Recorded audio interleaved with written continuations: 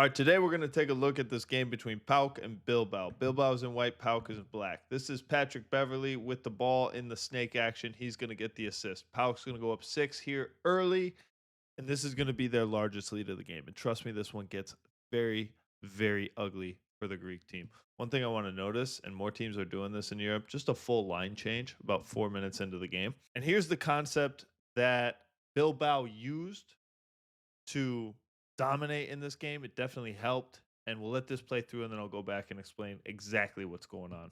Okay. So obviously, this is going to be a hard hedge defense, a show, whatever you want to call it. The big man's going to come out and pressure the ball. Can't see the other guy in the corner, but there are two guys on this side of the floor. And this is very, very important. So the concept is against the show, we are going to pass it to the two-man side. And when this guy catches the ball, his only responsibility is to move it twice. Obviously, if you're open, you can shoot it like be a basketball player, but do not drive. Just move it twice because that's going to put the most pressure on the defense. So in this particular possession, it goes right back to the guy who played the screen, 3 points. But to break this down even further, he has the extra pass to the corner here. He can also look to get it into the big man, or he can look at here. There's not a ton of driving options. Like, look at everybody's eyes. They're pretty much tuned up to the ball, except for the big man who's getting back. It is more beneficial to pass. That's why the rule is move it twice. Very next possession. Watch this play develop. Screen, move to the two-man side, move it twice. Make a play. So usually we only see this play when it works, when you throw it off the defender and get it back and score. But this time it doesn't work. And then throughout this quarter too, PAOK had a lot of turnovers and Bilbao made them pay. And this is just Spanish basketball at its finest. Flow into action, little pause right there, and make them pay with the oop. We're going to get into another pick and roll here, but this time PAOK is actually going to switch this aggressively. So then the pass it twice, move it twice is kind of off. And you'll see what I really like. We'll let this one play out, this little one-on-one into a miss. And I just want to go back and I want to point out a subtle thing from the big. So obviously, this guy gives it up and he's immediately looking to get it back to number 19 right here so that they can attack the big. But I really like that this guy understands I have the mismatch. I am not going to sink off. I need to stop this guy from getting the ball so I don't have to defend a guard 35 feet away from the basket. Okay. So that little move right there, just to create enough doubt in the ball handler's mind. Hey, I'm not going to throw it this way. We're going to go to the next action. And then obviously, the five man is not going to come up and set another screen because that would just be an easy guard to guard switch. So you don't want to make things too easy for the defense. And it just ends up being a one-on-one for a contested mid-range jumper. And then Bilbao is smart too. They'll realize like they're kind of mismatched, cross matched, and ball's going to go in their post against a guard, and they just take a foul immediately. 3 minutes go in the first quarter, and they only had two team fouls. So take another one, reset. And on the inbound here, nothing crazy is going to happen. Just pretty solid defense. A little miscommunication there on who's going to set the screen. And then good hands here from the big man at the level of the ball to poke away and get the steal. And then now, what I really like, Bilbao was just so good at punishing and attacking wherever there was a weakness. And if we go back and we look at this handoff right here, on this handoff, I like the little hop to get some momentum, but he sees that there's nobody in the paint. And this big man right here, I think this is his fault. He should be sitting in this gap, but he's expecting some type of pistol action, maybe into a ball screen. And so they're showing, so he's got to be attached to his guy. That's why he's a little bit higher than normal. But I still believe that this is his gap and his fault, especially when he's guarding a non shooter. But heads up play to make him pay. Now, off a miss from the reject here, we're going to get a nice pause from the shooter off the offensive rebound. And 3 pointers after offensive rebounds are devastating. But we're going to go back and watch it. Watch right when number 22 catches the ball. Little pause, bang, bang, finds his rhythm. And what that's going to set up, you guys will see here as PAOK comes and runs their little action, they're going to end up turning it over. But that little pause, get set, knock it down. It's going to lead to this next one. Off the turnover, he's going to go down. No pause on this one, just straight rhythm. Bang. Plus 14. It was 10-4 like 5 minutes ago in this game. And here after the timeout, they're clearly going to have a set. And this is just a case where PAOK just wasn't mentally ready to play in this game. They have a ton of talent on their team. Like, they're very, very good, but they just weren't ready to go today. Nice Euro step dunk, by the way. Okay, back to the same concept of moving it twice against the show. This is going to be a Spain action. Move it twice, attack the long closeout, easy bucket. And just so you guys know, as a general rule, and I find it to be super effective, if you are the one setting the Spanish back screen and it is against an aggressive or a show defense, don't set the screen because this guy's already super high. So where you're going to gain the biggest advantage is by getting out, getting to space, and letting your big man get as fast as he can into the paint. If you set the screen, there's a high likelihood that your defender is going to bump, and that's going to take away the advantage. So use the space to your advantage because the other team has 2 on the basketball. Catch, move it twice, and then you can see just how long of a closeout this guy has to do. That's why this strategy is so effective. You create these long closeouts, and at this level, that is easy to take advantage of. Next possession, they're going to call the same exact play, but just with different people.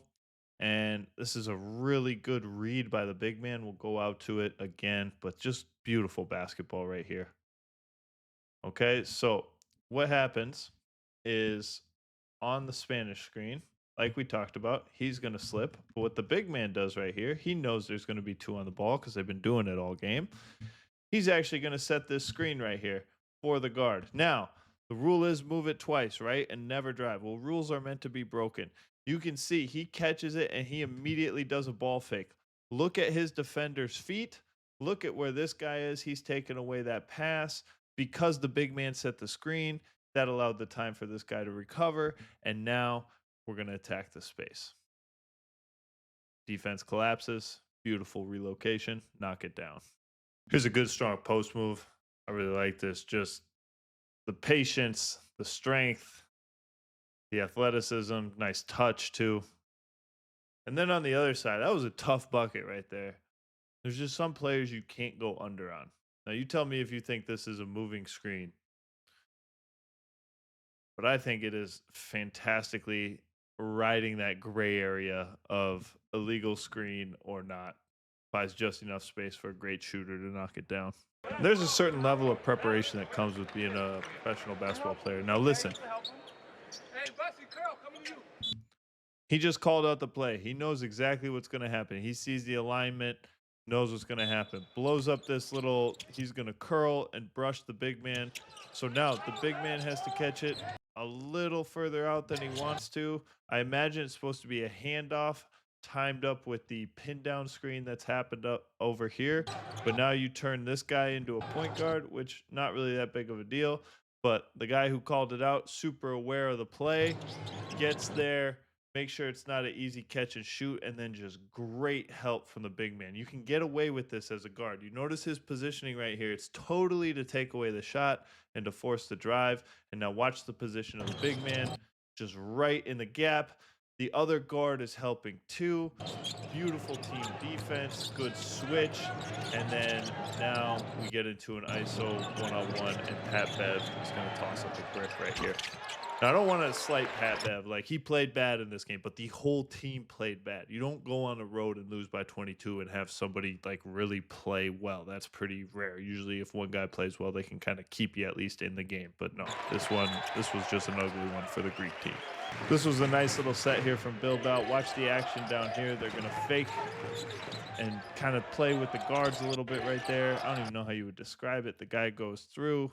Like, he's going to come off this stagger, then he turns right around and sets a great screen right there with good communication and great awareness from 26 to go and get a good contest on it. Now, if you had in your mind that I wanted to watch Pat Bev take a charge, here you go.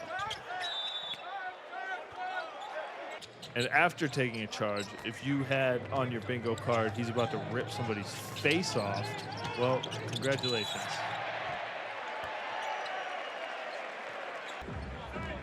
Yeah, this wasn't great. I like the aggressiveness though. PAOK does a great job defensively on this possession. They cover up all this action from Bilbao, inverted screen, drive, draw, dish. Now we're going to get a pass, a handoff, and a slip, another handoff and a slip, or a pass and a pick and a slip.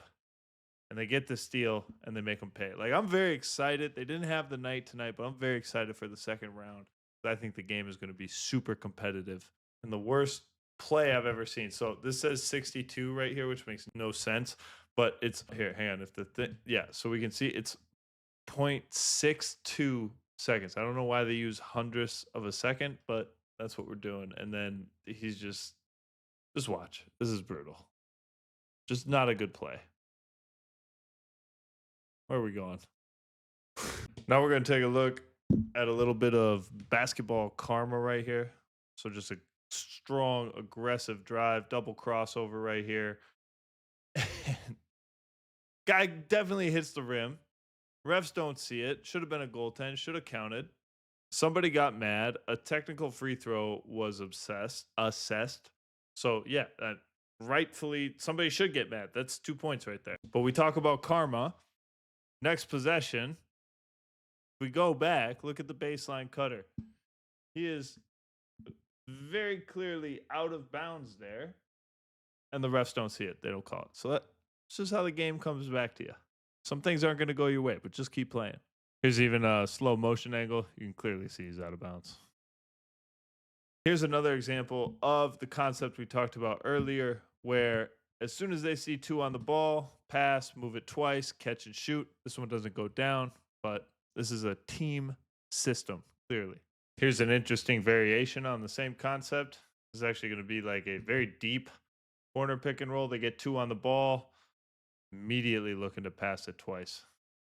You can see right when this guy catches it, he's trying to get the ball on the inside, but draws Pat Bev over with a little ball fake, and Pat Bev should go. Obviously, you want to take away the guy next to the basket, but you have to give something up. Gives up the three, and Bilbao makes him pay.